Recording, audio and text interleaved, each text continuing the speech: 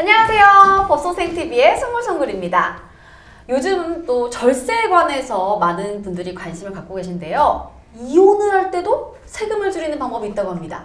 이와 관련해서 두 분 모셨습니다. 안녕하세요. 안녕하세요. 안녕하세요. 네. 요즘 또 제2의 인생, 또 화려한 싱글, 돌싱 분들 많잖아요.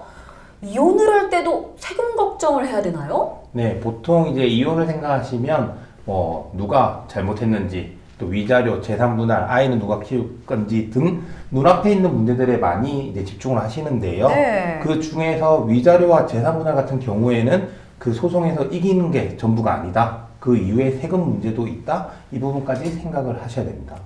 그러면 이혼 시에 어떤 세금 문제가 발생할까요? 네, 위자료를 먼저 살펴보면요. 위자료는 이제 혼인 파탄에 책임을 묻는 겁니다. 가령 혼인 기간 중에 바람을 폈거나, 폭행을 했거나, 아니면 도박 등으로 전 재산을 날리거나, 또는 이제 시댁이나 처가집과의 갈등도 있을 수 있고요. 이런 경우에 혼인이 파탄남으로써 당사자가 받게 되는 정신적 고통을 금전으로나마 위로하기 위한 게 위자료인데요.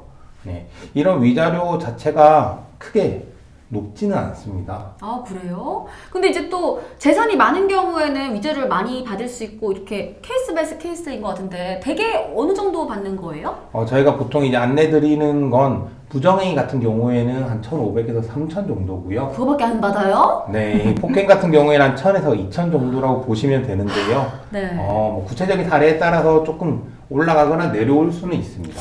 생각보다 굉장히 적은 것 같은데 네. 변호사님께서 하신 그 사례 중에 가장 많이 받았던 사례는 어느 정도예요? 제가 했던 사례 중에 가장 많은 건 7천만 원 정도 받은 적은 있는데요. 물론 7천만 원도 지금 송글님은 작다고 생각을 하시겠지만 저희가 봤을 때는 정말 큰 금액이었고요. 그 만약에 그 남편이 정말 억대 막 10억 수십억대 자산가여도 잘못했을 때 7천만 원?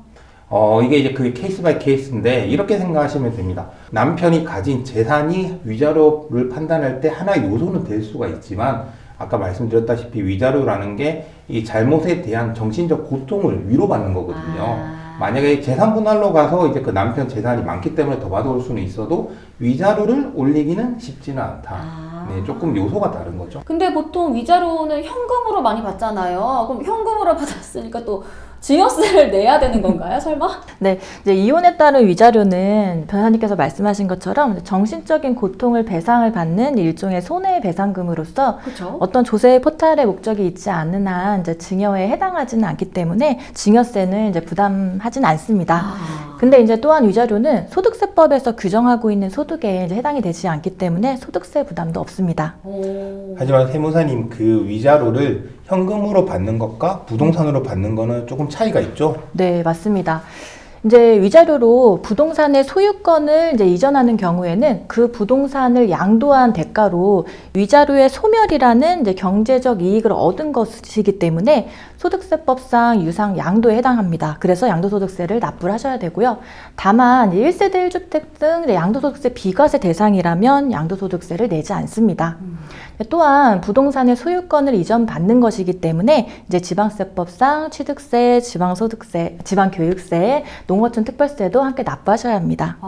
이 부동산으로 위자료를 받는 경우는 내야 되는 세금이 많네요. 근데 이 부동산 같은 경우는 솔직히 금액대가 올라갈 수도 있고 떨어질 수도 있는 거니까 또 그 시기에 따라서 또 다를 것 같아요. 또 제 생각에 그죠? 그렇다면은 이 재산 분할의 경우도 위자료와 똑같은지도 궁금해요.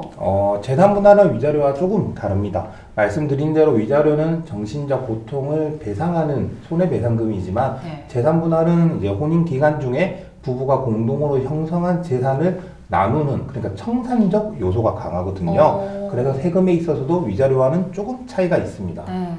네, 재산 분할로 부동산의 소유권을 이전받는 경우에는 이제 양도소득세가 발생하지는 않습니다. 왜냐하면 자신의 재산을 그대로 가져온 것으로 보기 때문에 즉 결국에 유상양도로는 보지 않는다라는 거죠.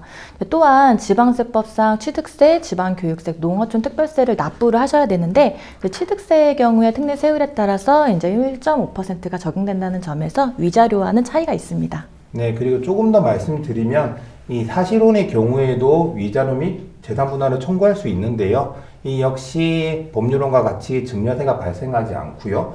사실혼 종료 시 재산 분할의 경우에도 취득세는 지방세법상 특례세율인 1.5%가 적용되게 됩니다. 네, 이제 추가로 부동산의 경우에는 위자료와 재산 분할의 차이점이 또 있는데요.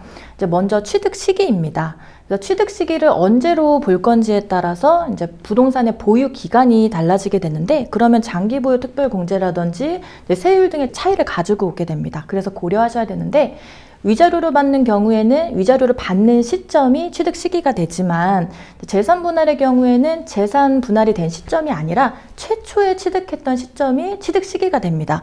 그렇다면 이제 나중에 해당 자산을 양도할 때 위자료를 받았는지 재산 분할로 인한 것인지에 따라서 세금이 달라지게 됩니다. 네, 깔끔한 정리 감사드립니다.